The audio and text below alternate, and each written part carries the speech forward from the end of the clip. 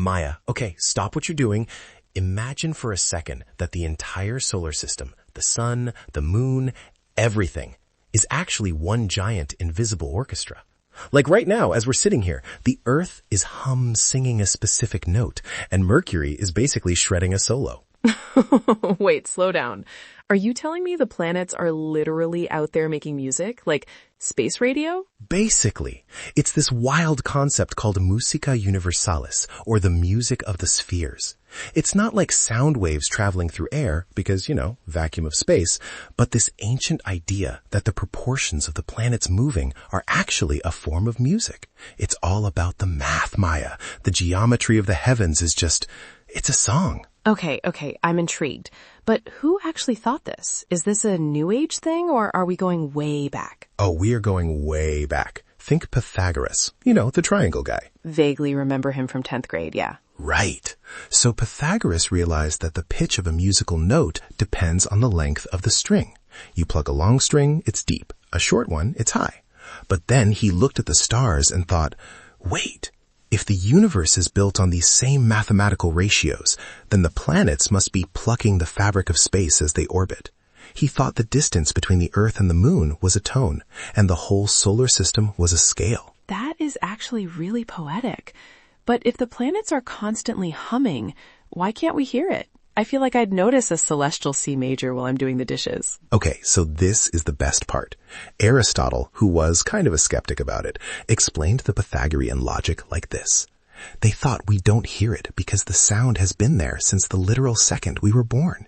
It's like cosmic white noise. Wait, really? Yeah. He compared it to a coppersmith. If you work in a smithy all day, every day, eventually you don't even hear the hammers hitting the metal anymore.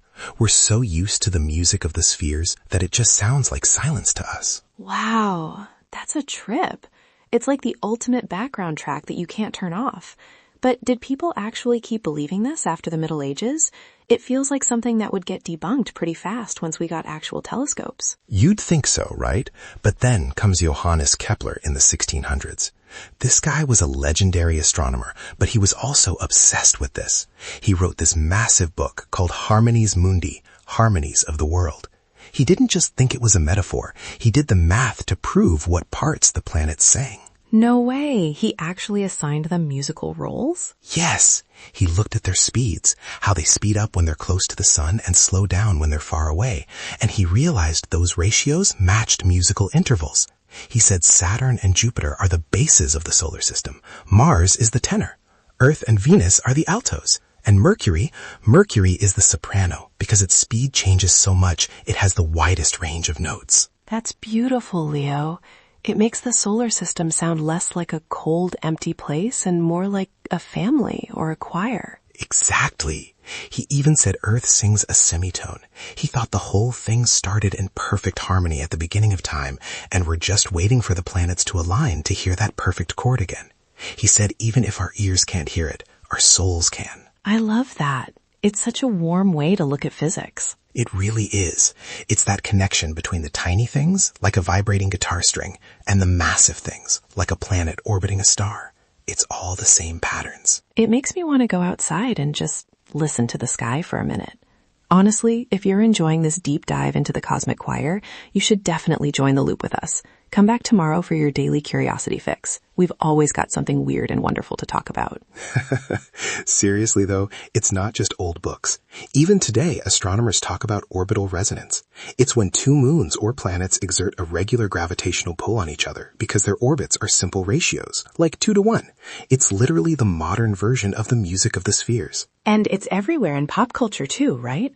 I feel like I've won that title on a dozen albums. Oh, for sure. Coldplay has an album called Music of the Spheres. Bjork has a song about it. It's even in Doctor Who and Destiny. We can't escape the idea that the universe has a rhythm. I think it's because we want to feel like we're part of a bigger arrangement. Like we're not just floating on a rock, but we're a note in a much bigger song. Boom, exactly.